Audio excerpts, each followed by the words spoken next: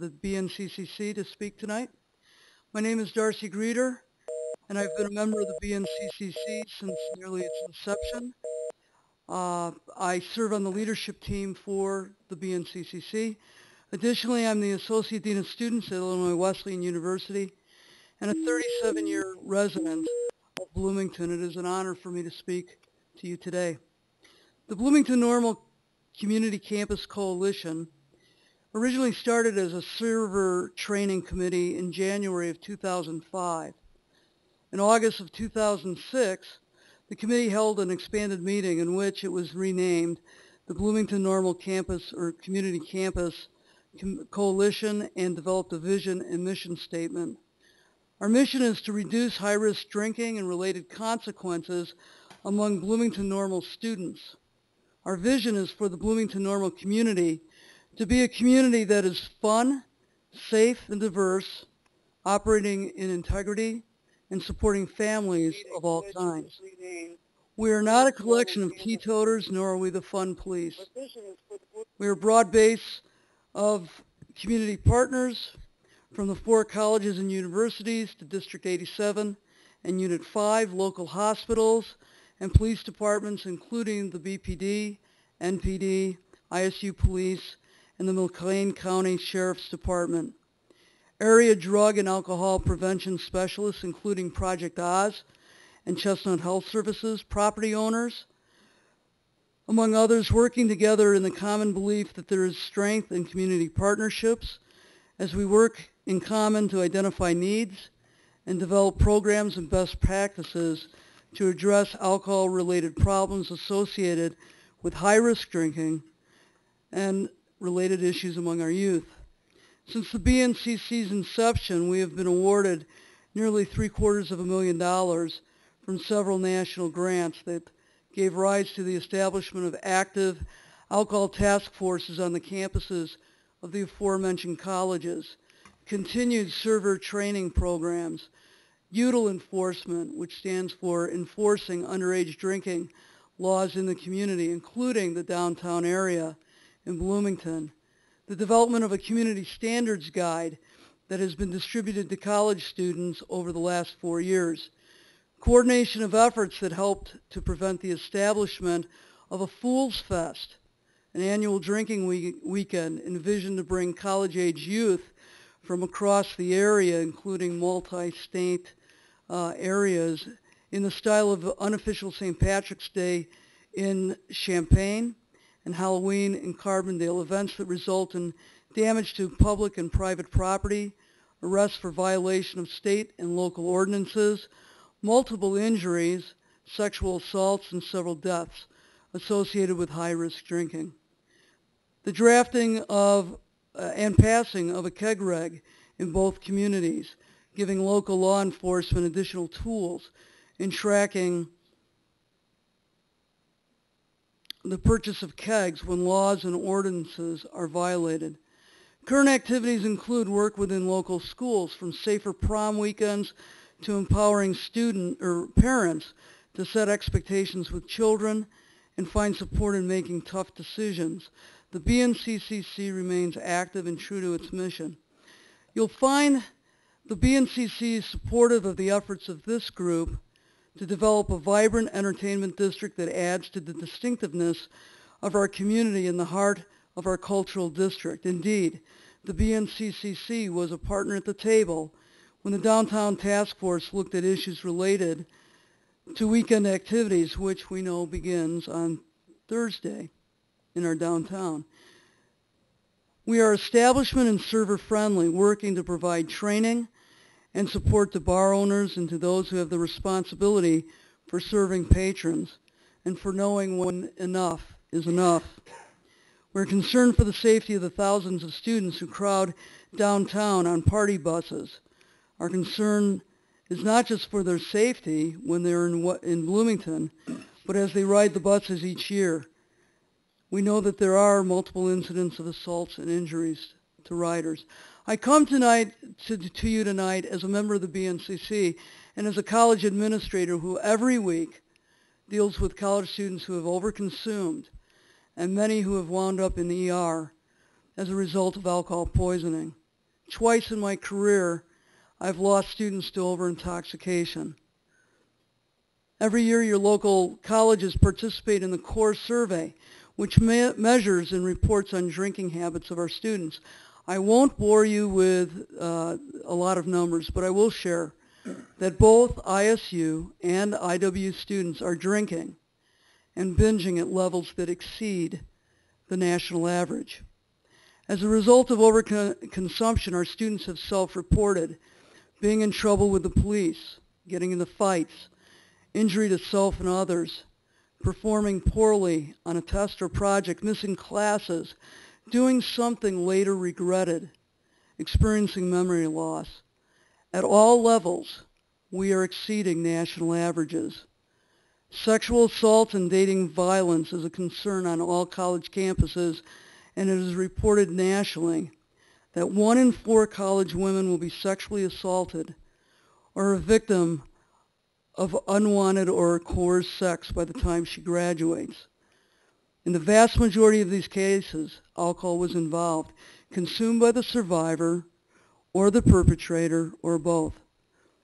I urge you to talk with local ER personnel who can relate how their departments are slammed every weekend by students who are over-intoxicated, often combative, and many in the midst of alcohol poisoning and blackouts. Increasingly, there is equality among the sexes, and both men and women are in dire need of medical services as a result of unhealthy drinking choices in our community. We know that college does not create these problems, and that societally there's much work to be done. At IW, we know that over 40% of our first-year students come to us already drinking. And in all of our colleges, locally, high school students fill about 40% of our entering classes each year. What we choose to do as a community impacts the educational experience of our youth, as well as the collegiate experience for students on our college campuses. So from the BNCCC, know that you have a partner and an ally as you work as a council to address alcohol issues in our community.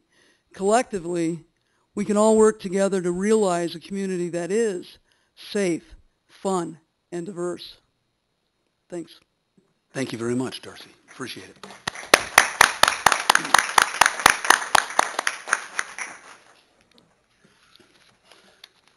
We will shift to item 5B, excuse me, which is Government Finance Officers Association Awards.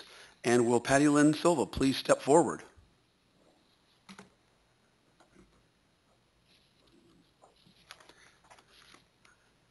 Now, got to make sure I put these in order. This is the Certificate of Achievement. Trust me, it's heavy. You can probably go to the gym with this. Anyway, it's the highest form of recognition in the area of governmental accounting and financial reporting, and its attainment represents a very significant accomplishment by a government and its management. And I want to present this to you, our Finance Director, Patty Lynn Silva. Thank you. Congratulations.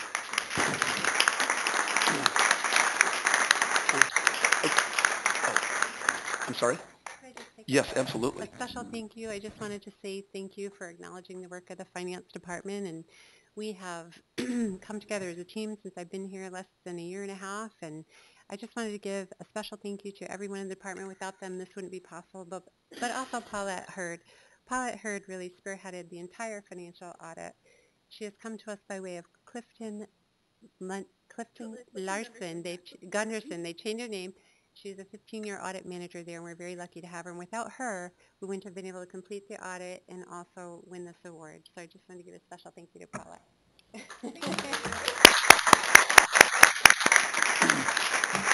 Patty Lynn, you better come back up. You've got another one. Okay.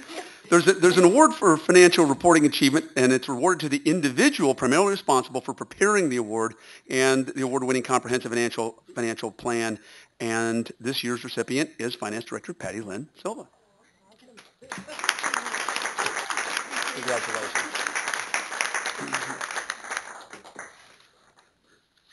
Moving right along, we have a consent agenda with quite a few items on this consent agenda. We go through 6U in the alphabet. Are there any items that anyone on the council would like to remove from the consent agenda for separate discussion or separate vote? Alderman Fazzini and then Alderman Black. 6R. 6R. Remove item 6R, and that is Alderman Fazzini. Alderman Scott Black. And that's the same one I want to take off too. So. Okay, so then I'll turn to both of you momentarily. Seeing no other, Madam Clerk, again, would you please call the roll? Oh, I'm sorry, we didn't have a motion, I'm sorry. I will make a motion to approve the consent agenda with the exception of 6R.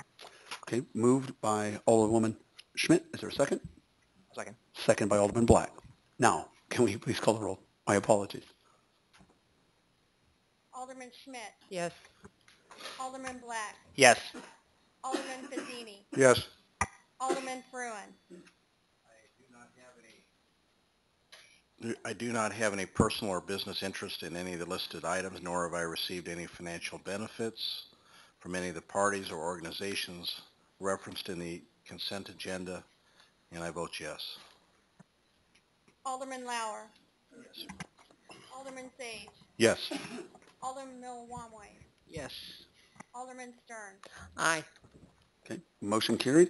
Now let's move to the item that Alderman Fazzini and Alderman Black sought to remove, and that is item 6R. Alderman Fazzini, since you started.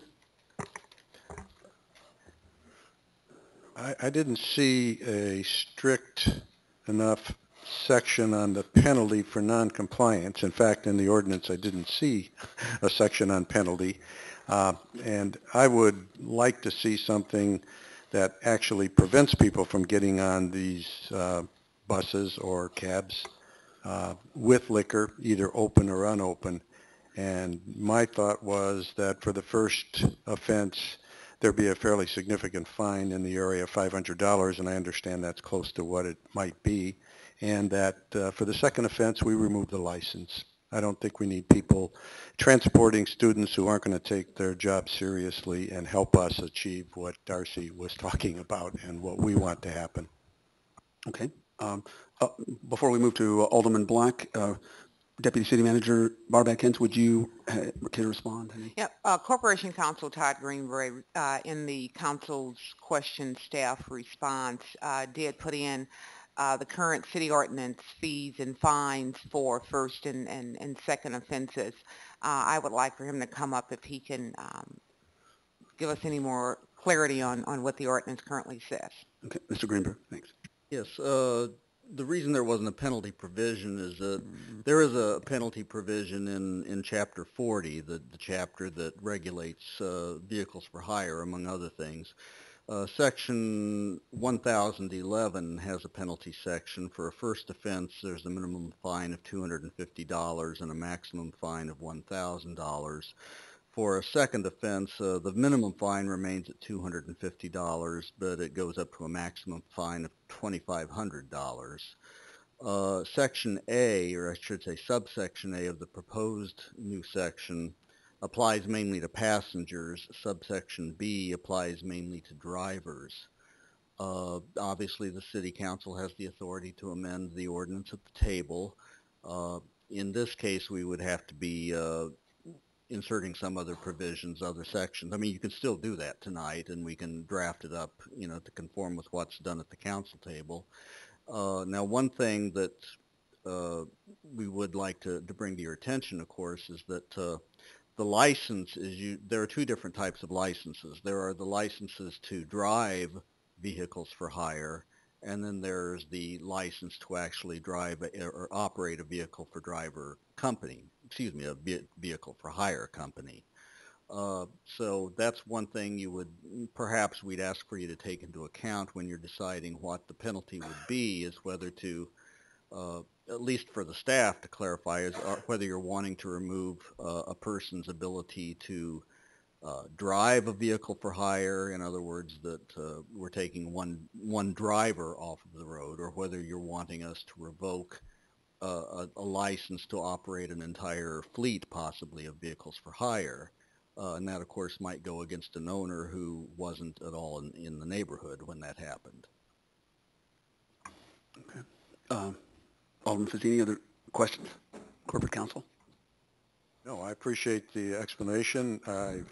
I like the option of fine from $250 up on the first time, but I still would like a license removed if it happens more than once. And if I own the company, I'm responsible. If it happens to be a driver that I hired that I shouldn't have, that's my problem. Okay. Alderman Scott Black, I think you may have a little different take and a little different set of questions, I'm guessing. Yes, thank you, Mr. Mayor. I appreciate that. I have two clarification points that I want to talk about and then a comment. My first clarification point is in the wording of the ordinance itself. Are we excluding limousines? So if I'm actually a limousine, say on the off chance someone decides they want to marry me and I'm wearing the limousine, can we crack open a bottle of champagne? Under state law, if there is a dividing partition, or if there's a partition, between the driver and the passengers, it's permissible under state law right now to consume alcohol in a limousine. So this is unaffected by... Correct, okay. correct. I wanted to make We're that strictly point. dealing with the section of Chapter 40 that deals with vehicles for hire, the vehicles that operate on Thursday, Friday, and Saturday nights. Certainly. Thank you. My second point that I wanted to clarify, and it may have been in the flurry of emails today, and I think it was in the paragraph too, is when it came to enforcement of the ordinance, should it pass, and perhaps Chief Finney can make some commentary about that. Are we going to be, I think I read somewhere that we're going to be pulling over and doing spot checks to make sure that there wasn't booze on the bus, and then potentially even putting undercover officers. Did I read that somewhere? Is that incorrect? I think City Manager Hales in an interview with, I believe on WJBC, talked about sting operations, and I also mentioned in an interview with WEEK earlier today that sting operations would be a possibility of enforcing the ordinance. So that's probably going to be our best bet on enforcement. There are legal restrictions on pulling any sort of a vehicle over if there's not probable cause to believe that an offense has been committed. Definitely a concern that I had, and I appreciate that. So basically, we're looking at potentially talking about doing some sort of a sting operation Correct. at some point in the future, should this pass. And okay, I appreciate the clarification. And my comment would be this: I absolutely am opposed to overconsumption. I think that's not the approach we should be taking. We should be doing everything within our power to give students, which is what this ordinance is absolutely targeting, the tools to make the right decisions. Do I think that banning alcohol on a party bus is going to slow the tide in downtown Bloomington? No, I think it's something that's going to too much regulation. And if we start talking about sting operations and dedicating police resources to enforcing this ordinance, I'd rather see those police officers in downtown Bloomington making sure we don't have fights breaking out on the streets. The 10, 15-minute ride from, say, ISU's campus to downtown Bloomington, that to me is not a good use of our resources, and we need to be smart about how we're using resources. And I'm all about accountability. I think if someone is intoxicated in downtown Bloomington, they need to be held accountable for their actions, whether it be ordinance violations being public intoxication, underage drinking, whatever that might be. Is this ordinance addressing the problem? I don't think that it is, and I just can't support it at this point. Thank you. I think we meant to have our corporate counsel respond to that, but that's my comment. If you want to respond, feel free. Alderman Lauer. Well, I don't have any direct question for you, but I do echo Alderman Black's comments. Having been a commercial aircraft operator and having to abide by federal aviation regulations and try to play the police officer and the fellow that's going to tell you, no, you're not going to board my aircraft. It's a very difficult thing to do if they've got things packed away. I'm wondering if we're not forcing people back into a DUI situation at some point, and I'm very worried about that. I think that's a much bigger issue than actually whether we've got intoxicated people downtown. I really think we ought to really concentrate on the folks that are intoxicated in the first place. And take a little bit more of the onus off the actual operator. Thank you. Alderwoman Stearns, excuse me. Thank you. I definitely agree that this is going to be very difficult to enforce. Anything that reduces the alcohol consumption, to me, on the face of it, seems like a really good thing. But I highly question how enforceable this is and what kind of a what kind of a problem really this creates for the operator of the vehicle, because they simply cannot cannot know.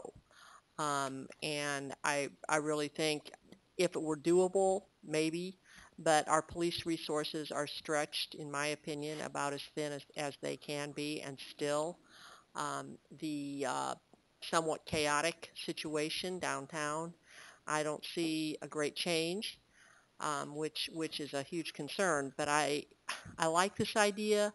I understand why it was proposed. Um, Thinking about the practicality of it, I I I can't see the practicality of it. The only other thing I would say is if it stops someone who is consuming and wants to get home, if it stops them from getting home sooner, as soon as possible, that concerns me too. So I have too many concerns really to support this, but I do appreciate the spirit of it. Thank you. Okay, Alderwoman Schmidt, and then Alderman Sage, and Alderman Miller-Wampoy.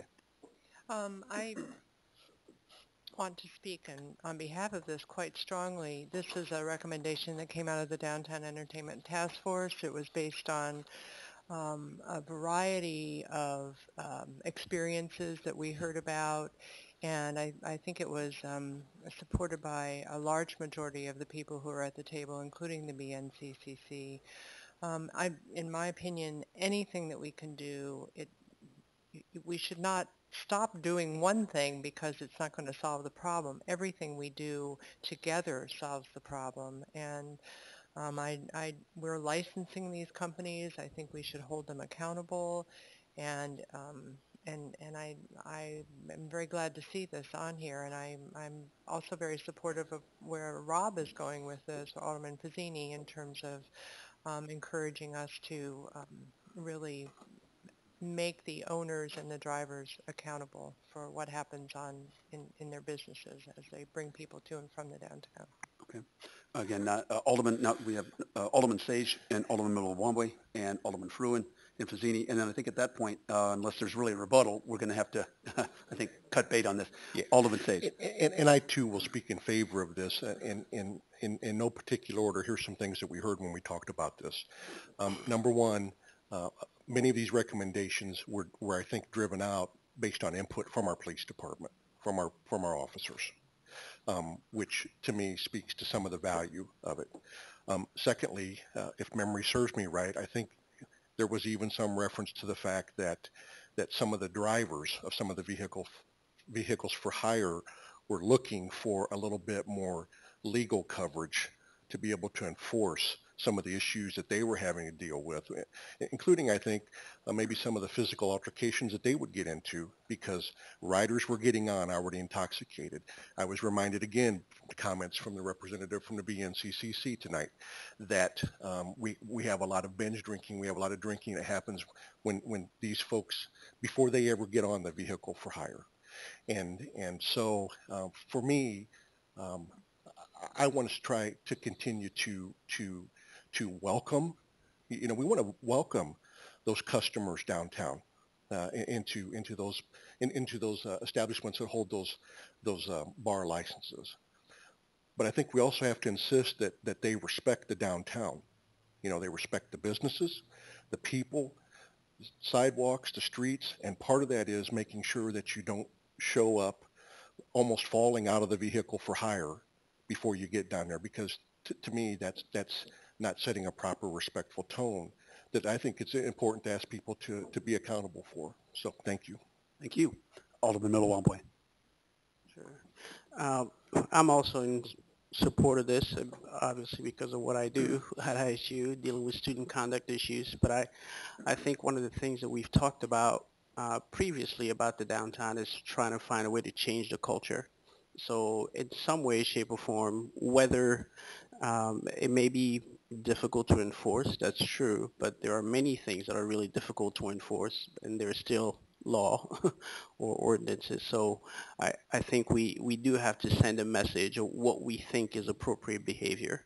And to me, having alcohol in that sort of setting, not a limo, is not appropriate, for the type of the student population that we're looking at. So. In order, Alderman Fruin. I plan to support what's been presented to us tonight. We've spent a lot of time talking about downtown, and we've talked a lot about alcohol, and we have to be making some inroads to correct the situation. It's not going to happen overnight, and if we don't start making some efforts, then we just don't make any progress. And sometimes I think we feel that what's drafted, we have a little bit of a concern with it, but let's keep in mind we can edit this, we can change this in 6 or 12 months if it's not working. So you have to make some effort, and I think this is a step in that right direction. And we've talked about accountability. We're all accountable, whether we're a restaurant owner, whether we're a bus driver. Everybody's got a stake in this, and I think we all have to turn it up a notch and change the culture that this is not something that's acceptable to find people over intoxicated when they come off the bus. And so we talk about change. This is an opportunity to make change. Alderman Fazzini, last word, and Right. we'll vote. Yes, very, very quickly. One night after attending a movie at the Normal Theater, it was about a little after 9 o'clock, we pulled behind one of the buses, and we saw 3 people being helped on the bus with open liquor. They couldn't get on the bus on their own. They were already smashed. It wouldn't be very hard to monitor that. I think any bus driver could see that they needed help to even get on, and they were spilling liquor as they were doing it. That is why I think we ought to put the responsibility on the people transporting them, and that it wouldn't be that hard to enforce, particularly, as Alderman Sage said, if we give them some teeth to be able to enforce not transporting people who are already inebriated, then the responsibility is theirs, and they should take it. I'd like to make a motion at this point. We've had a lot of discussion. We don't have a motion on the floor to approve. No, we this? don't. Right. I'd like to make a motion that we approve this, but that we do it with the penalty of loss of license on the second offense. Is there a second? I'll second. What? Loss of license to operate a company to transport people to our downtown. Okay. I will second that. A second by Alderman Schmidt. The only thing that I will make as a comment, and this is just to some degree for the general public, obviously the aldermen, we all have our strong preferences, but in the times where I have spoken about this, and there's been many since the council approved this and some other proposals in public, and it's at the release to the Rotary once, the Chamber twice, our open houses. Generally speaking, in fact, I have not yet had anybody who has pushed back on this. That doesn't mean these are representative samples, but in terms of a variety of times where I've mentioned this, discussed this, people usually seem to have nodded their heads and seem to think that it seems to be a good idea. Obviously, the devil's in the details in this situation, and I'm just reporting that back as the mayor who's been making the case, actually, in public for this. At this point, Madam Clerk, would you please call the roll? Oh, I'm sorry. Did you want to? Oh, excuse me, absolutely, clarify. Comment for Certainly. that. And Rob, normally I would be supportive of that. I guess my concern is I would rather implement this as Jim has suggested, and we can incrementally, increase the enforcement mechanism if we see that we're not getting compliance. I guess I want to make sure that we're not creating some other legal gaps or issues or pitfalls by putting this in, kind of in the 11th hour without, at least for myself, without being able to fully understand some of the potential impacts of that. Alderman, would you be willing to the motioner and the seconder. I think there's a suggestion that we go with the staff. Is that acceptable to you or not? I'm going to just turn it over to you. No, it's not. Okay. Alderman Fruin. Mayor, I suggest we vote on the motion as made, and then if that If fails, it fails, we can. then I would make a alternative motion. Okay. And, but just to summarize, I think Alderman Sage, not just in this situation, but there are always concerns if there's an 11th hour change to something that there might be unanticipated consequences. But of course, we can come back in a few months if we see that perhaps this isn't playing out the way that we thought. Madam Clerk, again, would you please call the roll on 6R as amended? Or as not amended, but as mentioned by Alderman Fazzini, which is slightly different than the staff report. Excuse me. Alderman Schmidt. Yes. Alderman Black. No. Alderman Fazzini. Yes. Alderman Fruin. No. Alderman Lauer. No. Alderman Sage. No. Alderman Milwamway. No. Alderman Stearns. No. Motion fails. Okay. Motion fails. Is there, Alderman Fruin, are you about to make another motion? Thank you. Mayor, I'd make the motion that we support the staff recommendation as presented to us. Okay. We'll second that. Second by Alderman Schmidt. Can we call the roll on that one, which is item 6R as presented in our packet? Alderman Schmidt. Yes. Alderman Black. No. Alderman Fazzini. Yes. Alderman Fruin. Yes. Alderman Lauer. Yes. Alderman Sage. Yes. Alderman Milwamway. Yes. Alderman Stearns. No. Okay. Motion carries. All right. We'll move on to our regular agenda.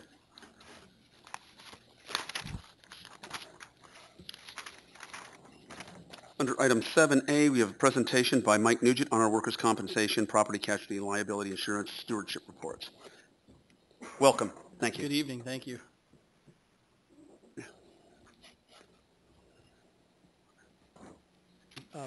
For the last several years, I've appeared in front of the council to just run through the claims experience for the city. As many of you or most of you probably know, the city is partially self-insured for most of its lines of coverage with significant risk on the workers' compensation side and moderate risk on the auto and general liability side. Just for history, in 2009, the city was in a model that was proving to be both inefficient, expensive, and really wasn't having any positive impact on the claims experience of the city. We moved out of that model into a new model, and about a year and a half of work went into changing everything over. We've had fantastic experience since then.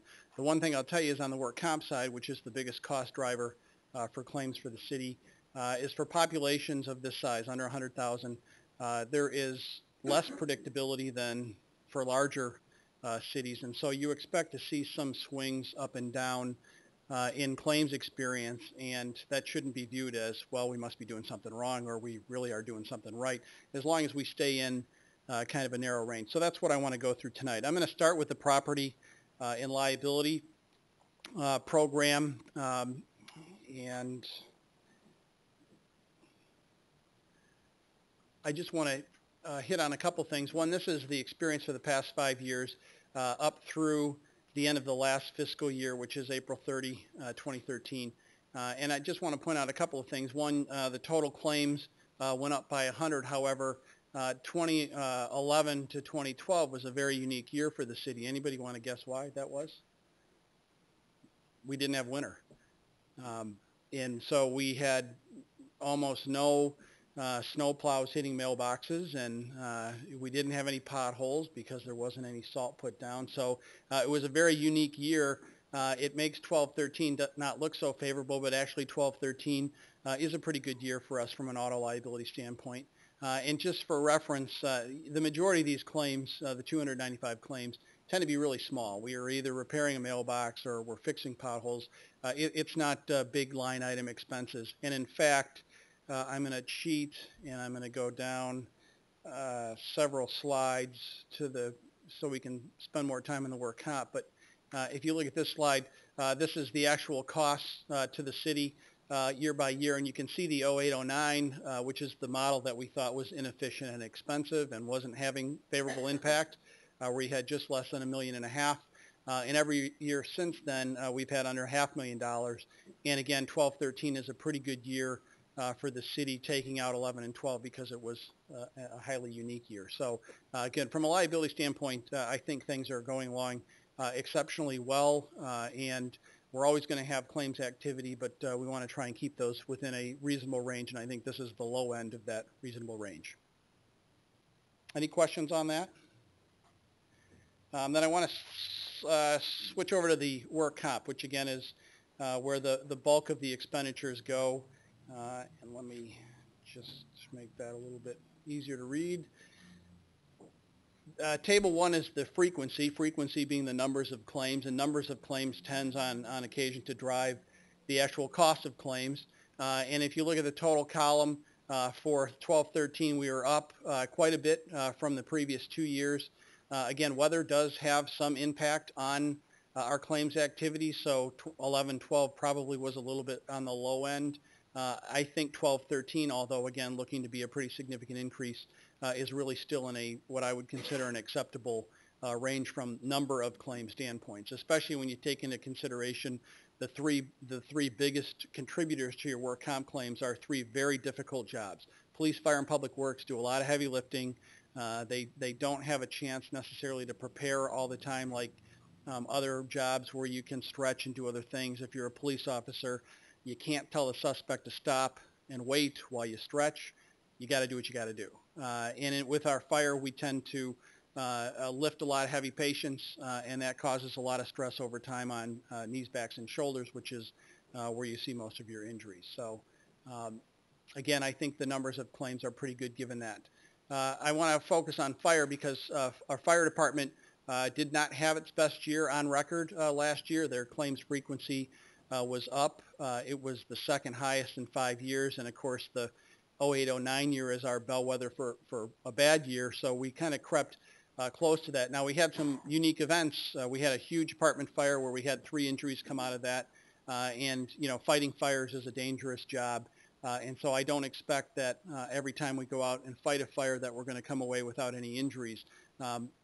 The other area we're seeing some frequency on over the years has really improved significantly, and that is our patient lifting, because the department is using more sophisticated equipment to try and get people from A to B without putting so much stress on the EMTs. So again, we've got to spike up, but it doesn't jump off the page as to any particular area that's creating that, but it's something that we're definitely going to want to watch.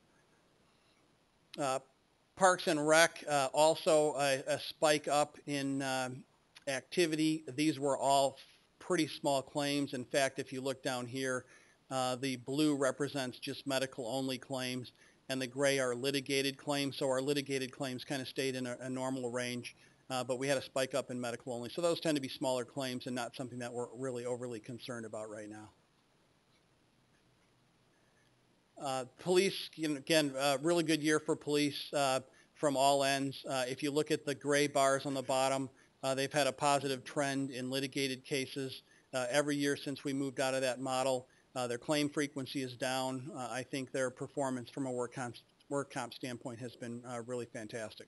But I don't want to jinx it, so I'm going to move on. Public works, same thing, positive experience. Not really much to look at there. And then water, same thing, not much activity. And all other, we tend to have a couple of claims here and there from administration and from other areas within the city. Starting on Table 8, we get into the actual cost, which we call severity. And again, you can see that 12-13 was not a very good year, especially in comparison to 11 and 12. And it was up from the 2 previous years before that, which I would consider more normal years. So we're running a little hotter again, but that's primarily due to those fire claims that I mentioned before, where we've got some people that were injured in a big fire and a couple other issues that we've had. And there's your fire results. Again, you can see not a very good year for fire in terms of its expenditures on workers' compensation claims. Table 10 is Parks and Rec, and as I mentioned before, they have some claims activity, and actually the expenditures are up, but that's a little bit of a skew. There's one large claim in there that is an unusual situation, and this is why you have work comp. You know, people get injured, and sometimes you can't control the extent of it. So no trend there to be concerned about in Parks and Rec. And then police, again, for a force this size, to have a year like 12-13 is just, again, just a fantastic result. Public Works, also really good result for the year. Water, same, and then all other, not much there. So Table 15 gets into where our injuries are coming from, and again, I'll see if I can make this a little bigger, make it easier to read. We're seeing from sprain and sprains over 50% of our claims. That's pretty normal stuff. I mean, you have like most organizations, an aging workforce, and by aging, I don't mean my age, I mean over 35. And again, if you've been a firefighter for 20 years, you know, all that lifting and all that stuff is really cumulative, and it takes its toll. And maybe one day you do something and your shoulder pops, but it wasn't that. It was all these years of that hard labor, and again, that's just the nature of the job. So again, I think this strain and sprain number is pretty normal for a city. The injuries are occurring to the 3 body parts I mentioned before, which is consistent in any organization, whether police, fire, or manufacturer. It's back, knees, and shoulders, and that's accounting for over 50% also of the claims activity. I'm almost done, really. I'm not kidding. And then this is the actual cost. So before we were talking about the numbers of claims, but on the cost side, strains and sprains are 86% of the cost. So they may only be 50% of the numbers of claims, but they're 86% of the cost. So those are the things that we want to watch. And then same thing with knees, backs, and shoulders. They may be over 50% of the body part injured, but they represent significantly higher, over 75% or almost 75% of the actual expenditures. This is a summary by department, and I put this one in here just for a couple things. Police and fire have a different benefit in Illinois than Public Works, and you can see that the average cost per claim, which is that last column, is about 20% higher in police and fire than it is in Public Works, and that is primarily because police and fire have a PETA benefit, which is the Public Employees Disability Act, thank you, that allows them to collect 100% of their salary while off, whereas Public Works gets 66 2/3, which is the regular work comp statute. So the police and fire claims tend to be more expensive than Public Works claims. I'm not encouraging Public Works to have more claims, but certainly the police and fire tend to be more expensive, and so we want to monitor those as best as possible. And then this last slide, the purpose of City Manager Hales has asked me at least once every 3 months, what can we change in the legislature to improve the work comp environment? And I give him my list of about 10 things. And you may recall about 3 years ago, there was some, I don't like air quotes, but I'd use them now if I did, reform in Illinois on work comp, and it's a joke. The reform was they cut the fee schedule, which is the basis for reimbursing medical providers, by 30%. And before that reduction, Illinois was the second most expensive state for the main knees, backs, and shoulders surgery, and right after they did that, Illinois was the second most expensive state for knees, backs, and shoulders. So you don't have to be really good at math to understand that the 30% really didn't do it. And for the city, and like many of my self-insured clients, here's a year before the reform. You're at medical costs, $98,000, and here's the year after. And same thing on just medical only. So my point has always been the docs are going to figure out how to get paid, and you can do whatever you want to the fee schedule, they're going to get paid. And in fact, they did. No offense to doctors. The last slide that I want to go through is on lag time. Lag time is a cost driver. If you report a claim after 3 days, there's several old studies that say the average cost of that claim is 40% more than if you'd reported it within the first 3 days. So the city makes a huge effort to get its people to report claims, not so we can blame somebody, but so we can get it into our system. For the employee, that usually tends to be better outcomes for them. They get back quicker and they're healthier. And for us, it helps us control the costs better. And in 2009, you had pretty significant average lag, and I mean look at just really high. And again, we're trying to stay under 3 days. And right now, outside of the police, that's 4, but it's rounded, so they're really close to 3. We've had great experience. That's primarily due to a system we put into place a year and a half ago, this nurse triage system, where employees call an 800 number and they talk to an occupational nurse right away, and that nurse helps them identify whether or not they really need medical treatment at all. And if they do, then we get them preferred medical treatment, and it's brought down our lag time significantly, and that's part of the driver for improvement in some of these claims figures. And that's my presentation. I know I had a half an hour, so I've got some jokes and some other things. Well, actually, I think you had a half hour, including our discussion and questions. So, so I'm pulling the plug. Alderman, City Manager, Alderman Sage, and then Alderman Bruin. Thank you. Mike, first of all, again, I want to compliment the work that you and your team have done here. I know shortly after City Manager Hales got here and discovered the issues with the previous service provider and around that model, that was a gigantic task that was taken on by staff, and you were a partner in that, so I appreciate that. The aberration that we see in that 12-13 year, is that something that you, with your other self-insured clients, do you see something like that every once in a while? I do. That's a good question. I do, and in fact, my rule is, again, for under 100,000 in population and over 50, you tend to have this very predictable work comp claims experience. You have 2 bad years and 3 good years. And if you look at any 5-year period, that tends to follow. And I'm not saying that safety doesn't have any impact. Right. It does.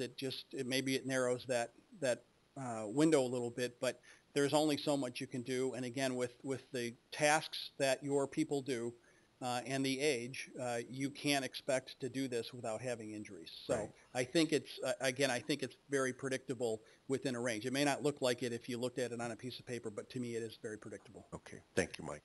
Thank you, Alderman Sage. Alderman Fruin. Mike, it's always good to get your reports and the progress we're making. I didn't see anything in there. Maybe it is, and maybe it was not noteworthy enough, but as far as third-party reimbursement, subrogation, are we recovering any monies from those that might be contributing to the costs? And if we are, how do we stack up with other municipalities? And is that trend going up or down as far as cost recoveries? It's also a good question. We do, and we meet with our claims team every 3 months, and we go through that, and part of that report is they talk about recoveries, and we do get them, and they pursue them very aggressively. The biggest line items that we want to recover, we tend not to have a lot of success in, and that's when we have adverse contact with police and they get injured. For some reason, the people who want to take on police officers tend not to have a lot of assets. I don't know why that is, but that's just, it's history shows it. And so we don't have a lot of success trying to get people out of in prison to pay us back for our work comp costs. But on the other stuff, no matter the size of it, if it's $100, our claims team is pursuing that $100, and I think they do a pretty good job of it. I don't have the statistics off the top of my head, but I think they're doing a great job of pursuing the money if it's out there to be had. Great. Excellent questions. Okay. There's nothing else? Mayor, if I could, just to follow Please. up with Mr. Absolutely. Nugent's presentation, we as a team, we do meet every 3 months to go over every open claim that we have. If segregation is involved in it, Betty McCain, the senior claims person that we have with ASC, automatically files that with the state's attorney's office. So we do have that paper trail going forward, and she keeps in contact with them. As we look at the workers' comp claims, if there's any kind of indication in those reports that there is equipment that is lacking, there is training that is lacking, then we will automatically provide that. There was a claim last year on paint beads. Well, we had an employee that was hurt. We needed to buy a paint bead machine to stop employees from lifting 1,000-pound bags of beads. If it's a hydraulic that's needed on the back of a truck, so employees are not picking up a fire hydrant, we do that. So we do look at every claim to see if there's something that we can do to minimize the employees being injured, because we still have that basic belief we want to send all employees home in a safe manner. So we do as much as we possibly can do as soon as it's brought to our attention. Thank you, Deputy City Manager. And Alderman Olawamwe. And I think Barb partially answered one of the questions I was going to ask, but I guess I'd like to know from your standpoint, is there anything else that we could do as a city to improve things? I think I may have asked that question last year too. You did, and the answer is probably the same. We're working on it. One of the things the City Council approved quite a while ago was a full-time safety position, and our first attempt at that didn't work out very well. And we're looking at, in fact, in October, I think we'll be bringing something back in a different way to kind of to slice that.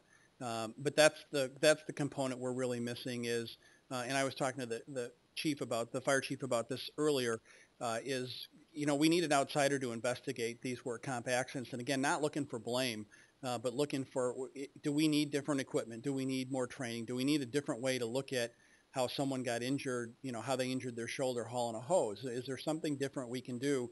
And when you're in it every day, your solution tends to be, well, that's the way we've always done it. And if we can do it from an outside standpoint, we'll look at maybe some more creative ways to change some habits perhaps. And so that's the one component. We've been working on it. It's been very frustrating for staff and for me that we haven't been able to find the right fit, but I think we're getting close. Thank you very much. And thank you. Very much appreciated, Mr. Agent. Thanks. Moving right along. Now we move to an action item. I'm sure this won't be controversial. Item 7B, text amendment to Chapter 21, refuse regarding discontinuing refuse collection to housing with 5 or more units. And do I have a motion to approve? So moved. Moved by Alderman Fazzini. Is there a second? Well? Second. Second by Alderman Bruin. Okay. Discussion then. Let me take a quick look at who would like to speak. Okay, 1, 2, 3. Okay, let's say roughly 3 or 4 minutes. I'm not going to hold tough time. If all 9 wanted to speak, then I would try to be a little tougher. Okay. No. Alderman Fazzini? I think when we reach either 3, 4, or 5 apartments, we have somebody who's in business. And when we get to 5, very seldom is that person living in one of the 5. So that, again, talks to actually running a business. Other businesses are required to pick up their own. I think apartments with 5 or more. In fact, I would support 4 or more, but 5 or more is reasonable. That's my logic. It's a business. Okay. With Alderman Schmidt, I believe you were next. Sure. I have some comments and a couple of questions, actually, and I want to start out with a disclaimer that my husband and I do rent. We do have rentals there. We don't have anything that's larger than 4 units, and so I don't really have any stake in this, one way or another from that perspective, but I do have some observations about what I see. I think one of the issues has to do with the one size doesn't fit all for rentals. So when you get into particularly the older parts of town, you end up, as we do across the street from us, we have a 4-unit where we're paying $64 a month, $16 for every single unit. And often there are 2 containers of garbage out, and a house that sits right next to it might have 4 containers of garbage and they're paying $16. So there's just some inequity there, and I can understand maybe if you're looking at a building that was intentionally built as an apartment, that in my mind is different from what we see in the 4, 5, 6 unit older homes. So I have a problem with this. It seems to me that I understand the research that went into it. I understand that it's best practice, but I see this as trying to make one size fit all, and I don't think it does. So I'm much more interested in removing this, what I think is an arbitrary number here. I've received calls from people in mobile home parks who have expressed a lot of concern about having to be forced into having a commercial hauler come and take care of their trash, not having any kind of feedback about what those fees might be, regardless of how much solid waste they produce. I have a couple of questions. One of them, I look at something like Bloomington Housing Authority set of units, and I don't see that as a business, but it sounds to me as though we're going to suddenly begin to charge all of those. So I would like an answer to that. If we could move to Deputy City Manager. Currently, the City of Bloomington units are under the garbage program. They do pay per unit. With this particular proposed recommendation tonight, Bloomington Housing Authority, being a government entity, will be seeking from the City of Bloomington an intergovernmental agreement to stay within this garbage program, but they are a part of the program now. Okay. And then also, what happens to this in the downtown?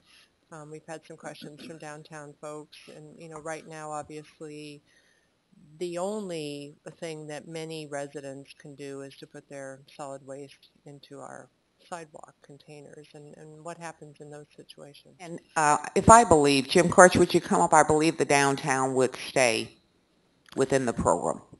Thank you, Deputy City Manager. Appreciate that. This ultimately is really a service level issue, as the Deputy City Manager pointed out earlier, that in the downtown we do currently provide service. We really don't have any indication that a lot of them are like they have 4 or more. We would have to try to find a way to continue to provide service for the downtown. A lot of this whole program is kind of evolving for us. As we go from a manual collection to an automated collection, this is difficult. This is a difficult process for us to try to find ways to provide service, both from an automation standpoint, to provide that workman's comp minimize the exposure for our employees, both from, as we just saw before, minimize the exposure for the city, make sure our employees are safe in the way they do collection. But then also this is a difficult issue from what is that service level for you as a council? What are your constituents saying? And one of the things we noted as we reached out to the 9 communities is that really there's no community that's exactly the same. You talk about best management practice, and we can say that no other community provides the level that we do to the apartments that we do. No other community does that in Central Illinois that we reached out to. Nobody else reaches out in the same way to the trailer parks that we do, but at the same token, everybody has been very different. So as the City of Bloomington has evolved, we can continue to provide whatever service we need to. But in answer to your question, Alderman Schmidt, we would look to continue to provide that service to downtown. Appreciate that. Thank you. Okay. Just to be sure, did I have Alderwoman Stearns? Your light's not on, that's why I'm... Okay, Alderwoman Stearns, then Alderman Lauer, and Alderman Black, and I think then we're close to out of time. Go ahead. That's very surprising that downtown would continue to be able to receive city services. I mean, that's a really interesting piece of information, in particular because it sounds like then a 6-unit, I guess, which we all got several very passionate emails about this. One from a downtown owner who I happen to know is a very responsible and very, much an asset to downtown. So am I really hearing that, a 6-unit over by the Coliseum, for instance, would still receive city services, but a 6-unit by the BCPA would not, or by anywhere on the near west side? Where do we cut off downtown? My concern with this is fairness and level for the city. I actually have a lot of concerns. But I got calls from the mobile home owner who feels that it's very unfair to be excluded. I got calls from condominium owners who, have paid a very significant amount of money for their condos, from apartment dwellers who actually get their own water bill. So they have a water bill, and they receive garbage service because they pay for that.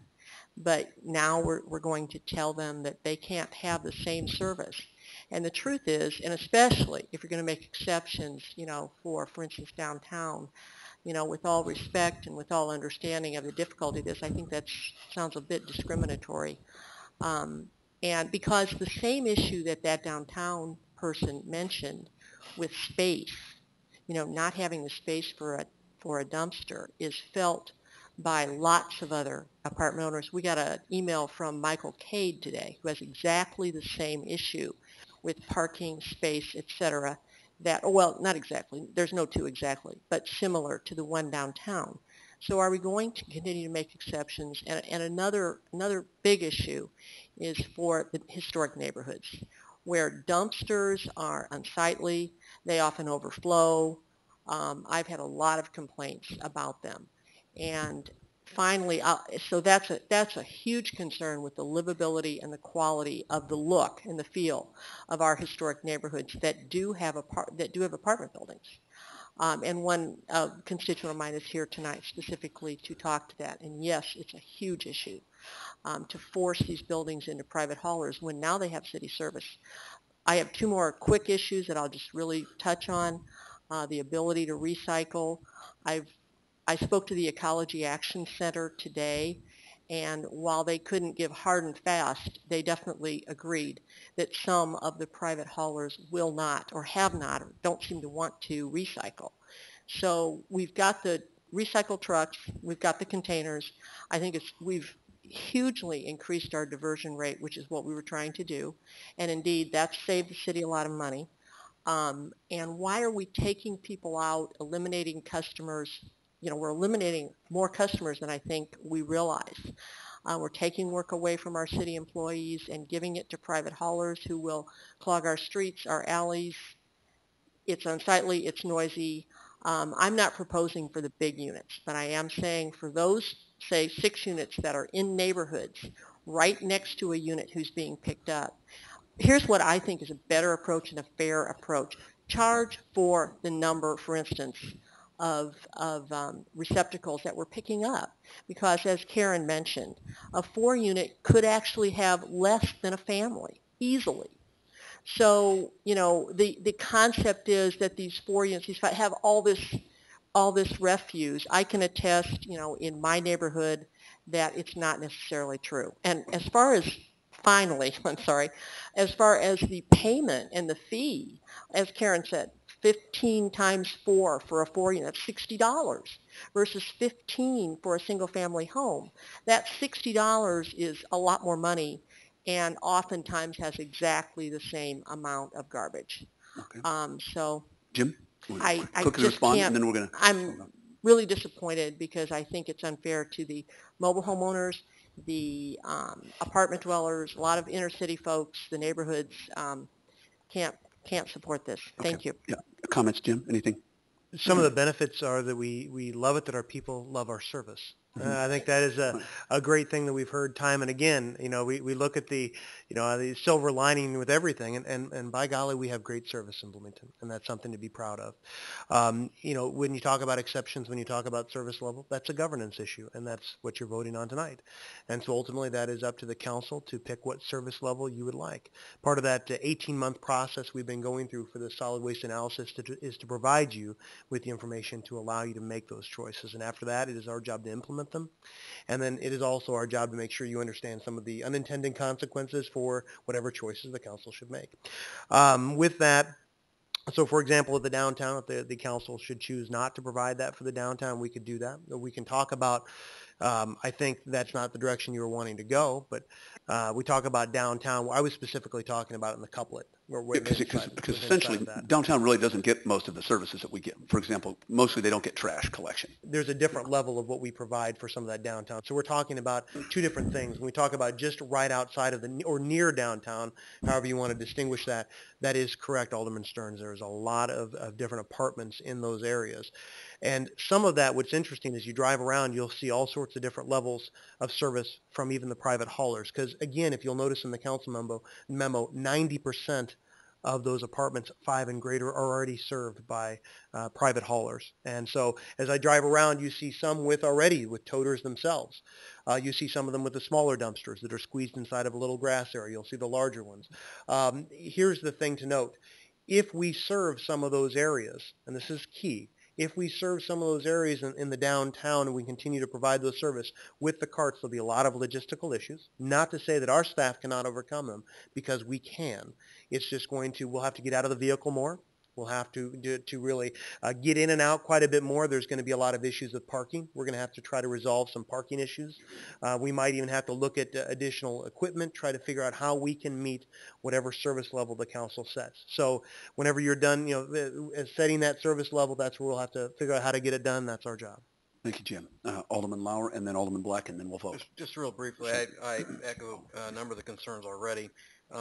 One thing that we're not, I don't believe, looking at that I think we probably have as an unintended circumstance here is that on the lower end, when you break a single-family home up into a 5-unit, or maybe even talk about one of the lower-end trailer courts, you're forcing those people onto a dumpster-type service and increasing their fees. At some point, you may be forcing those folks almost completely out of their homes because they may only have a lot rent that may be several $100s a month, and when you tack on another $30, $40, $50, you're talking about a large percentage of what it takes them to provide a living circumstance. And what I don't want to see is public blight, where we're forcing a bunch of people out of their homes and end up with everybody on public dole again.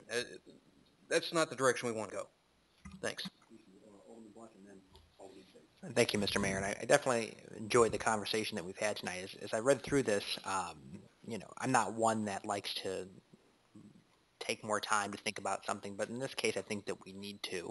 I read a lot of things in here, that a lot of options that we have and approaches that we can take and why they may or may not work. And I think that I'm definitely with Alderman Schmidt here. We need to create something that's not a one-size-fit-all. So I'd like to revisit this conversation at some point where we talk about some of those unique circumstances. And Jim, you and I worked on one last week, and these are the kind of things that we need to be focused on, is those unique circumstances. And I'm not entirely certain that if this were to come back up, that I would vote against it. It's just I want to take more time to really think about those more unique circumstances. Thank you. Alderman Sage, last but not least. Jim, did I understand you to say that 90% of the 5-unit and greater buildings in Bloomington are already commercially hauled? That is correct. So this change affects the other 10%. Mm-hmm. That is correct. Okay, thank you. The last thing to add to this, that we've focused a lot on garbage refuse service. When somebody comes out of the program with mobile parks, apartments of 5 and more, this isn't just refuse. I want to make sure as Alderman Stearns pointed out, it's recycling, but it's also leaves. It's also, it's all of the services that we provide for that. It's important to note that. Can I ask? Sorry. Oh, okay. We're going to have to make it, because we're all, we've got several people popping up. 1 minute. I didn't realize. I didn't even totally realize. So this is taking them out of the leaves, brush, absolutely. Everything? Yeah, absolutely. If we're not collecting any revenue, that wouldn't make sense for us to right. To it wouldn't. But how's that going to affect the look of our historic neighborhoods? I mean, that's really it makes sense, and I guess I was thinking along those lines, but wow, that's going to be huge for the historic areas, all the leaves, all the stuff. I really don't support this now, okay. But I do. Alderman Milwaukee, and then Alderman Fassini. I guess I just had a simple question for Jim. Jim. If this were to pass, or we decided to go with this today, what would the transition look like for those folks who have service now and have to go to a private hauler? How would that look like? The way the Timeline current and ordinance, things like that. Yeah, the way the current ordinance is written is that January 1st there would be a transition period for folks. Part of the difficulty for staff is that we're wanting to move forward with carts. We're already starting to order some carts. We're trying to roll some carts out. That is, so the order has been placed for a certain portion of carts. For us to try to continue to move forward without knowing who our clientele base is difficult. The council had made a decision with 35, 65, 95. The difficulty from staff is just how do you roll that out without knowing who you're rolling it out to? It's just a realistic logistical issue for us. Okay, thank you.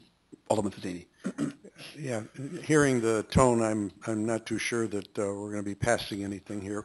But as I thought about the last motion, on that last one, rather than an up or down on the first motion, which got defeated, or the second motion, which got passed, it might have been better to just have a motion that said, let's pass the motion that doesn't say you lose your license after the first time, but let's just try this for 6 months and review it. And that would have probably been a better motion. This one is the same thing, I believe. We can try this, and when there are exceptions, the exceptions can be considered, and let's see how it works. So that's an alternative. Otherwise, let's vote. Okay. Again, we can always revisit situations. Just to very quickly clarify, we did have about 24 people at the open house this past Friday, and close to half of them were from Bike Blono. They were not here about this particular issue. But when we brought up this particular issue, many of them who live in older neighborhoods were saying, I don't live in a 6-unit or 7-unit building, but there's some around me, and I don't want the dumpsters. So, they were clarifying. I asked the group, again, not necessarily a scientific survey. No one spoke in favor of it, at that point. But that was just, again, communicating a little bit of the information I had. Ron's nodding because he was there as well. All right, Madam Clerk, would you please call the roll? Again, a yes vote is in favor of this change. Pardon me? Oh, yeah, the motion was made and seconded. Yeah. It was the motion to approve it. Yeah. Motion to approve it was, if I'm not mistaken, was made by Alderman Fazzini, seconded by Alderman Fruin. Great. Thank you, Madam Clerk. Alderman Schmidt. No. Alderman Black. No. Alderman Fazzini. Yes. Alderman Fruin. Yes. Alderman Lauer. No. Alderman Sage. Yes. Alderman Milwamway. No. Alderman Stearns. No. Motion fails 5-2. Thank you. 5-3. 5-3, I'm sorry. 5-3. We move on to... Mayor, can I yes. ask a quick question? Of course. Is it appropriate to have a quick discussion on where do we go from here? Are we going to revisit this? Well, I think the implication was that we would continue to take a look at it. We'd need to suspend the rules because we've already extended the time. No. But I think we're suggesting to staff that we want to continue to look at this. Is that maybe through a work session and, We can do that. and figure out, working with Jim Karch as we move forward. Okay? Yeah. Sure. Thank you. Again, moving on to item 7C, text amendment to Chapter 2, administration, dealing with the City Council as a committee of the whole. Actually, I'll ask Mr. Greenberg to come up if you would, because we've had some discussions about this. We are, this is, again, for those of you who are unfamiliar with this, we had tried committees as an experiment, and we certainly do have a workload. We need to do more than just meet twice a month during our regular city council meetings. This is something that seemed to be a consensus, an informal consensus on the council, that we move to either work sessions or a committee of the whole. It would mean the same number of meetings a month for our city council members. That is, this is an extra meeting. When they were members of a committee, there was an extra meeting, so there would be 3. There are questions now about open meetings and how we make sure that we are in compliant with that in spirit and in letter. So, Mr. Greenberg, you and I had a little bit of a chat beforehand, and I think we've got some ideas that we might be able to make sure that we are in full compliance. Sure. There were some concerns expressed and questions by Alderman. One regarding the what we would do with the public comment section, which we have for regular council meetings. We've designated by rule that would be at the first council meeting of each month. The ordinance that was in the council packet was silent regarding the time for public comment. There was also a question regarding whether final action could be taken and what other rules might apply to a committee of a whole. The staff, based on that, drafted up an additional version of this ordinance, which was either emailed to you or put in your council mailboxes today. It would provide that a time for public comment would be provided for by rule in meetings of the Committee of the Whole, and we just by reference refer to the current Section 17, subsection 5, which has the general rules for how we do it on the first meeting of the month. We also state that no final action would be taken by the Committee of a Whole unless it has been called as a special meeting, and the reason for that is because it has to be called as a special meeting in order for any sort of final action to be taken. Otherwise, during the Committee of the Whole, it's intended to be for discussion only, and normally the public would not be expecting any final action to be taken. Finally, the draft would say, to the extent appropriate, the rules for conducting a council session shall govern the proceedings of meetings of a committee of the whole. So probably the major one would be to decide to what extent to suspend the rules to permit other people to address the council, either because the mayor or the city manager believes that there's people besides the city council or staff members that might have information that the council needs for its discussion, or if the council decides to generally have public input on a matter. So that's entirely up to the city council as to whether or not to amend the current proposal, the one that's in the council packet, with the one that was drafted today. Mr. Greenberg, I guess the particular issue, I think that with respect to open meetings, that I would hope that we would adopt, because I think it would be comparatively minor, and that is in terms of the cost in terms of time, would be for us to adopt the same rules at our first council meeting, so that we would always have public comment. And that could be a comparatively minor amendment, perhaps, to what's proposed, and that would mean we're good with the Open Meetings Act in spirit and letter, et cetera. Correct. The actual term in the Open Meetings Act says that public comment shall be provided for according to the rules of the public body. So this clarifies what the rule of this public body would be when it meets as a committee of the whole. Because then we don't have two in the course of a month. We'd only have one, so we could make sure that it's clear that we default to having public commentary. Yeah, it would be public commentary. Right now, the way it's drafted, it would be at the first meeting of the month and at the meeting of the committee of the whole. Now, if you want to have public commentary at all three regular council meetings, we'd need to tweak the language a little bit. Okay. Alrighty. The way it's drafted right now, it would be on the regular council meetings, it would be at the first meeting of the month plus the meeting of the committee of the whole. Right. And if we wanted to, it would be a fairly surgical change to say we'll have public comments at all meetings. Correct. Okay. Do I have a motion to approve this text amendment, at least as presented, or perhaps as amended? Alderman Fruin? So moved. Okay, you're moving item 7C as presented? Correct. Correct. With the change that Todd has just explained. Oh, okay, with the change that we have public comment at all meetings. That's not. Where's the addendum? I thought. Oh, I thought you were referring to what Todd just said verbally. I thought what Todd said was the first meeting and the committee as a whole meeting. Correct. My apologies. When you said what Todd just said, I was interpreting that to mean the option of having public commentary at all meetings. Okay. And is that second by Alderman Schmidt? I'm seconding Okay. And, all right, so we have a motion and a second on the table. Who would like to speak to this? Alderman Sage is first, and Alderman Sage. Well, I'm not necessarily speaking just yet, but I have a question. I appreciate hearing council discussion on this. I'm trying to understand functionally, at the end of the day, what the difference is between calling these work sessions and calling them a committee of the whole. I mean, what is functionally the difference between these two things because I'm not sure. Mr. Greenberg, you could address that. I think, well, go ahead.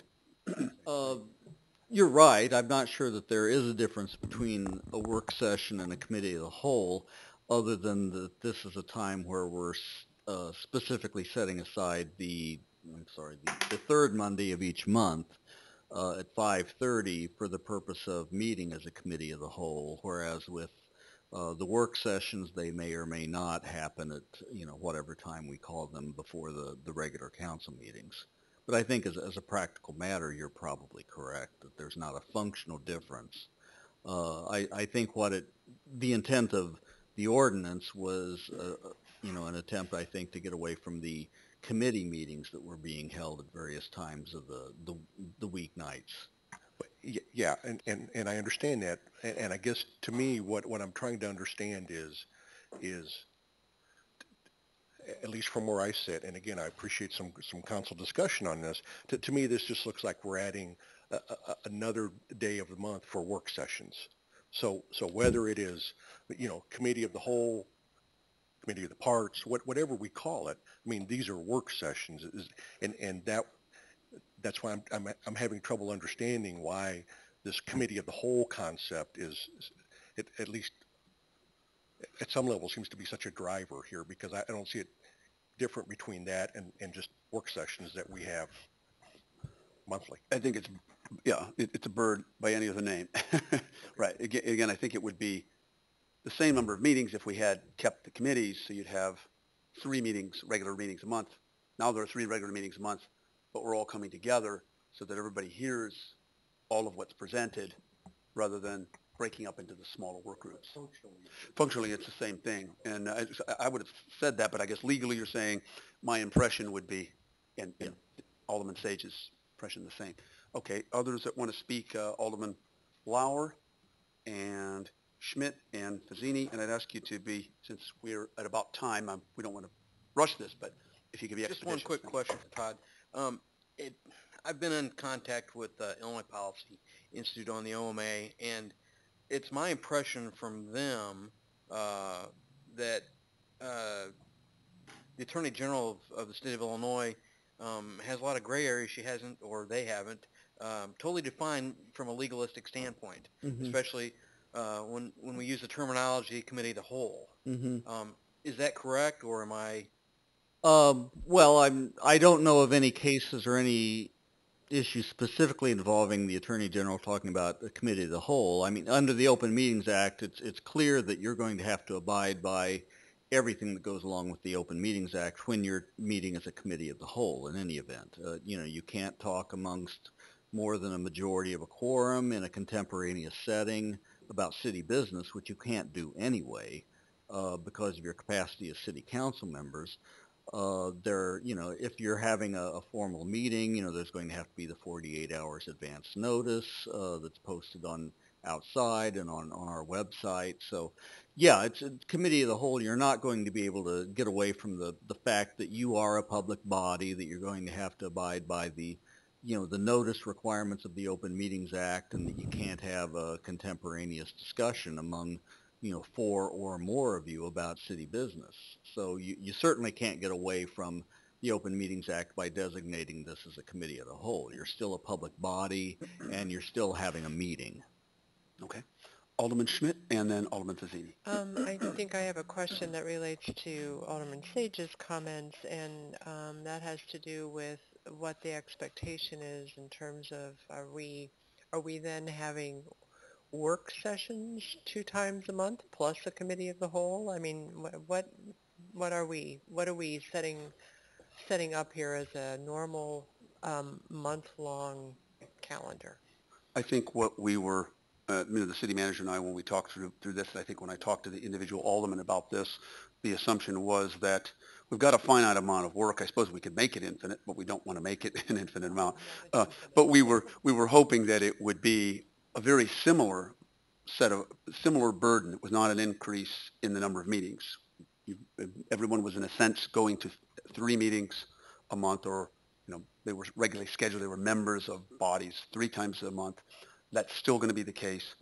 It is possible, if we're doing this regularly, I'm not promising it. It's not inconceivable that we might not have to have as many work sessions, but we'll Okay, see. so this evening we had a work session before our township meeting. Are you suggesting we would not have that and it would be relegated to the third Monday of every month, that's our work session, or that was It could be, it would be, then a committee of the whole conversation that invites the public to comment as well? it would depend on what it is. Like today, we had a very brief update. I don't see any reason why we couldn't have a 10-minute update on, or we had to get feedback on a workers' comp, right?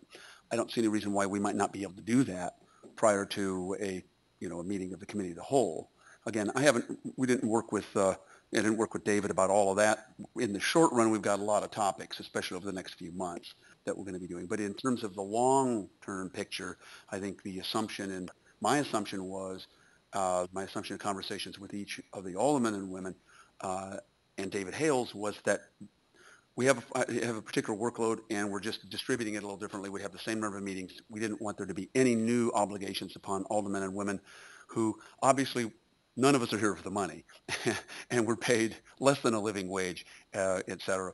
So, we were certainly mindful of that. And as much as possible, we'll try to be respectful of everyone's time in terms of allocating this. If we had a broad discussion, let's say, of priorities next year, well, then we wouldn't it's possible we wouldn't have an extra work session.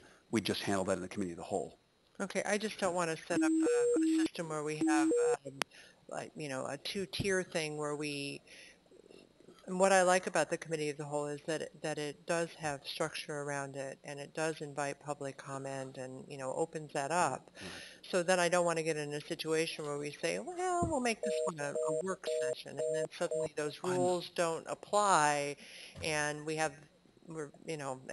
just want to be clear about what we're doing. Sure. No, I understand. I misunderstood your question, Alderman Schmidt. Yes, absolutely. We don't want to go down that path at all. 100%. Alderman Fazzini. I would prefer to have this meeting on a Wednesday after the first council meeting.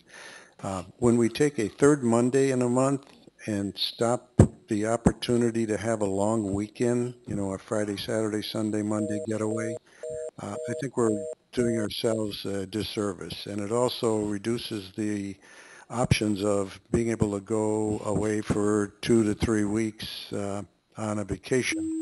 So I'd rather keep the meetings to leave those options open.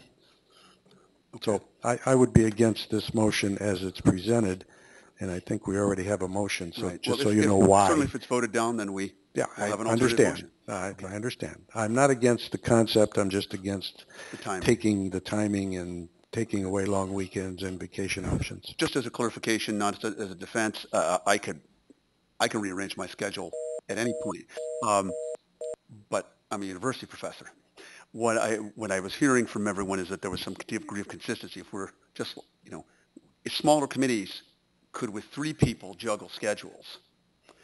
To juggle schedules for 10 of us or even 9 of us, if it's the alderman, that would make it more difficult. But again, that was just the rationale for how this happened. Well, I think at this point we've exceeded this in our time. Madam Clerk, would you please call the roll? Could you review the motion? I'm sorry. I'm sorry. I don't have the text in front of me, but it's if someone could do that, I would very much appreciate it. Good question. Alderman Fazzini, do you have it in front of you? I have it in front of me. Text amendment to Chapter 2 Administration, Section 15, establishing the third Monday of each month as a meeting of the City Council as a committee of the whole, and then there is an ordinance behind it. Yes, Mr. Greenberg, if you could just clarify again. My memory is that the motion that was made was that it would be the version that was submitted to the City Council today. Correct. By either email or in the mailbox form, which is different from the version that is in the council packet. Yeah, correct. Because this was, in me, misunderstanding Alderman Fruin's comment. It clarified he was referring to what Todd said, you said, right, which was right. Referring to that, not verbal. What I thought the motion was that it was the version which, and the additions are the time for public comment at the committee of the whole, that no final action shall be taken by the committee of the whole unless it's been noticed up as a special meeting, and that to the extent applicable, the rules set forth in Section 18 of Chapter 2 for general city council conduct of meetings will apply to meetings of the committee of a whole. Is that everyone's understanding then? Okay, all righty. Then, Madam Clerk, would you call the roll? Alderman Schmidt. Yes. Alderman Black. Yes. Alderman Fazzini. No. Alderman Fruin. Yes. Alderman Lauer. Yes. Alderman Sage. Because I didn't see the version that came in email today, I don't know what specifically for sure. I'm going to vote no. Alderman Milwamway. Yes. Alderman Stearns. No. Motion passes. Okay, motion passes. Thank you very much. We'll move to the city manager discussion. Barb, are you, what comments do you have? Actually, Mayor, I have no comments tonight. Wow. Well, I do actually have a few, but I will be very quick. First of all, R.T. Finney, are you still here? R.T., I just want to give you just an incredible thank you from the bottom of my heart and from the citizens of Bloomington for all you've done. And if we could give him a standing ovation, thank you.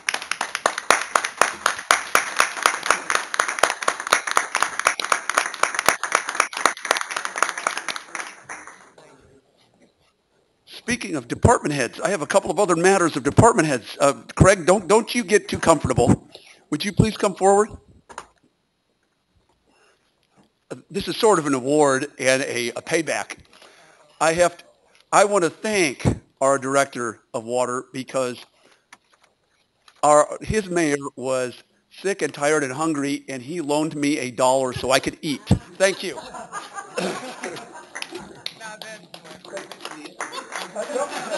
Then we'll float a bond and wrap it around. And actually, one more department head, he doesn't have to come up. Scott Sproul, I just want to say thank you so much for throwing the ball and hitting me and dunking me because you did it more than anybody else out of 80,000 people in Bloomington. Thank you. I have one other award that is sort of a medical award that I need to give to Alderman Sage, who amidst huffing and puffing and grunting and sweating with me in Illinois Wesleyan's gym on Friday said, "You need to go to a doctor. You sound awful."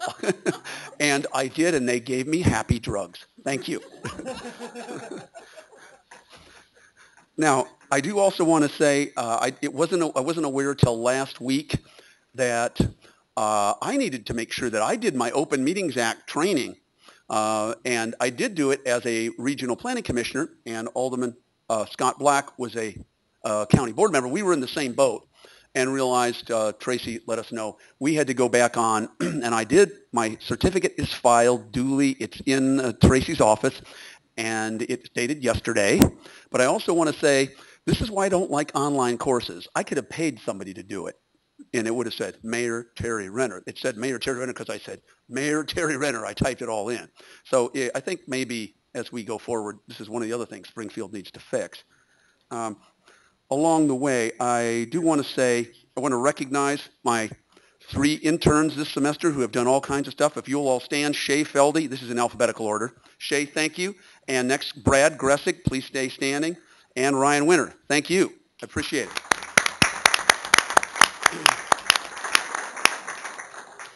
And as we move forward, just want to let everybody know we have a joint meeting for the first time in a long time with the McLean County Board and the Town of Normal 1 week from this evening.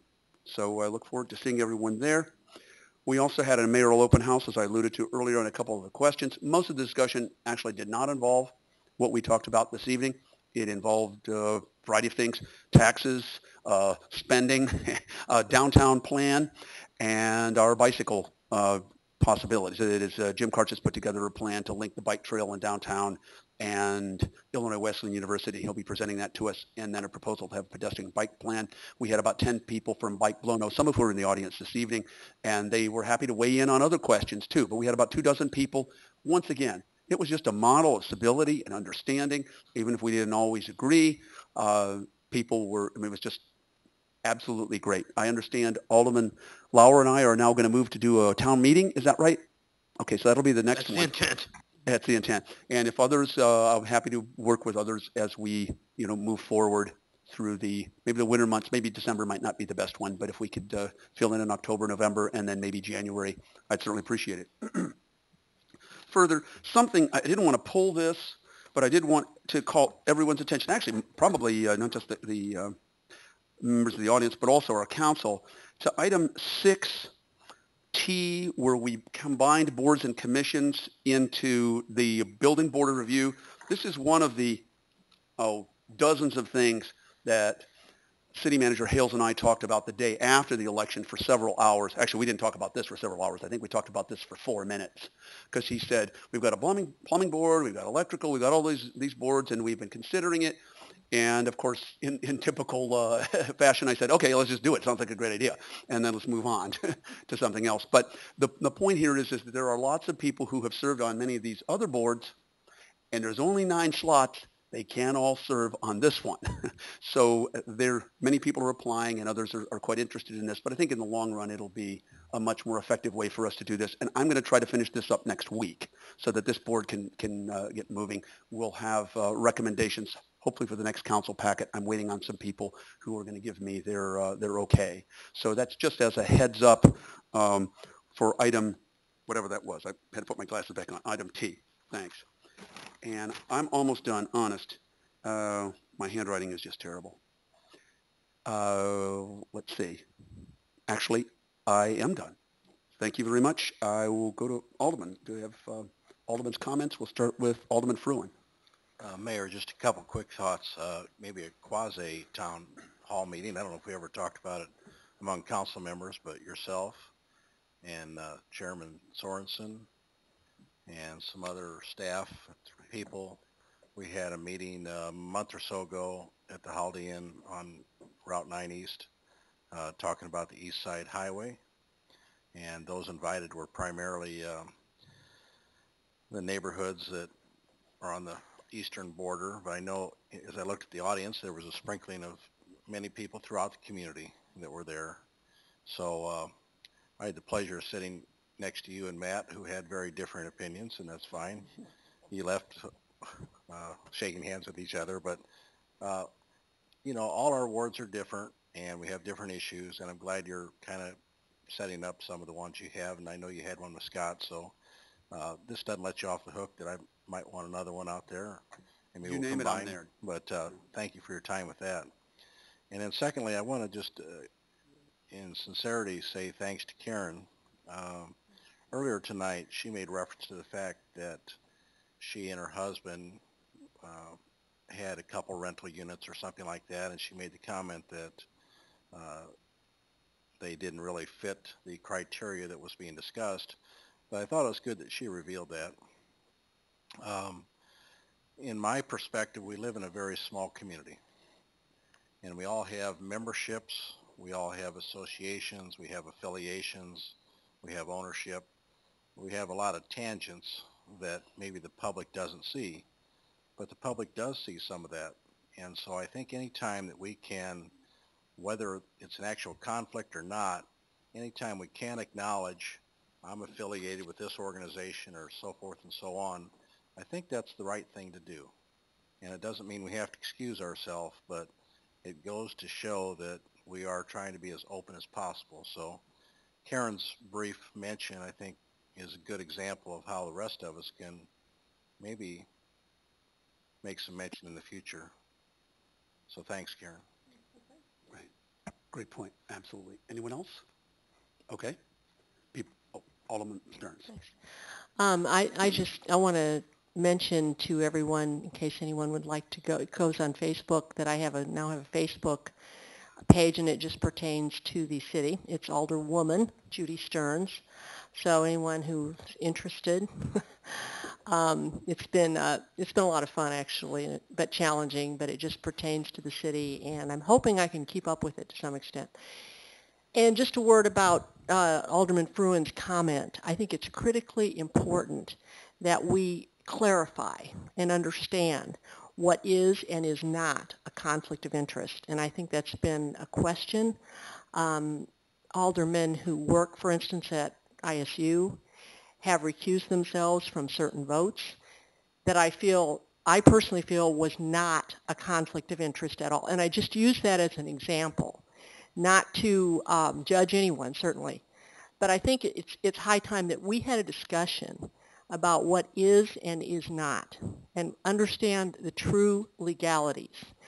Because, for instance, working for an institution, if State Farm, for instance, advocates our downtown plan, which I think they have, they wrote us a letter, doesn't mean that there's a conflict because you work for that institution. But I don't think there's clarity on council. I think actually even the concept of anyone who has, for instance, taken a contribution from someone who does business with the city, if that's a conflict, then there's a huge problem with all of our elected officials, state government, federal government, on and on. So I think there's a big misunderstanding, and it's time to clarify what is and is not. Are there conflicts of interest? Absolutely. But to say that I have never benefited from someone who does business with the city, do you own a mutual fund? Do you? Because if you do, someone in that mutual fund, when their profits go up, in essence, in a tiny way, our profits go up. Does that company do business with the city? Could be, could well be.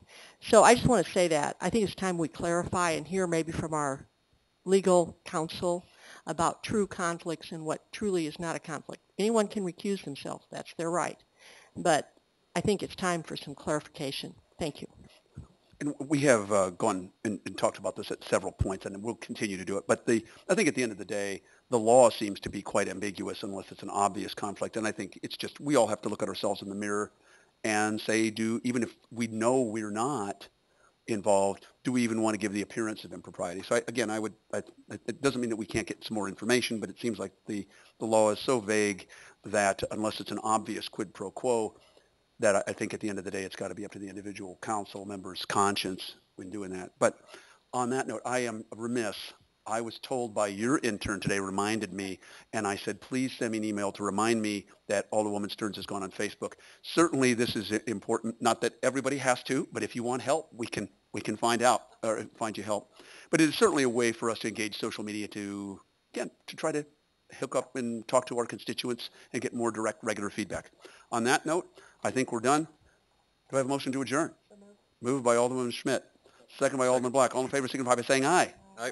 We're adjourned. If I didn't have this on, I would be cold. Yeah, are you all right? Yeah.